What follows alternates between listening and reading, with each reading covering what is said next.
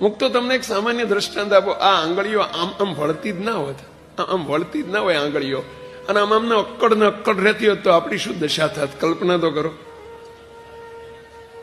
બોલો, શું દશા થાય આપણી? ગ્લાસ પકડવો છે, કેવી રીતે પકડવો? પાણી કેવી રીતે પીવું કહો છે?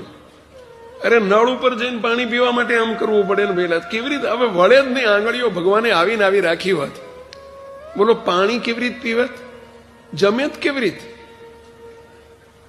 તમે કહો ચમચી, એટલે ચમચી કેવી રીતે પકડાય? પણ ચમચી પકડવા માટે તો વળે તો ચમચી પકડાય ને. અરે રોજ તમે રૂપિયા કેવી રીતે ગણત? બોલો, ડ્રાઇવિંગ કેવી રીતે કરતા? જો બધું કોઈ પણ કાર્ય સરળ છે. એક 5 આંગળીઓ જો હડતાલ ઉપર ઉતરે ને એવું કહી દે કે બસ હું, અરે 5 માંથી એક બોલો, એક હડતાલ ઉપર ઉતરે ને વળે નહીં તો કેવી દશા થાય? પહેલા મુક્ત આ ડોકી જો આમ વળતી ના હોત, આમ સરળતાથી આમ ફ્લેક્સિબલ ના હોત તો શું દશા થાય આપણી? આમ જોવે તો આખા વળવું પડે. બોલો, શું દશા થાય? આ ના વળે એ તમે ગમો છો કે વળે એ ગમે છે? પહેલા તો તમે વળો ને, બહુ ગમશે.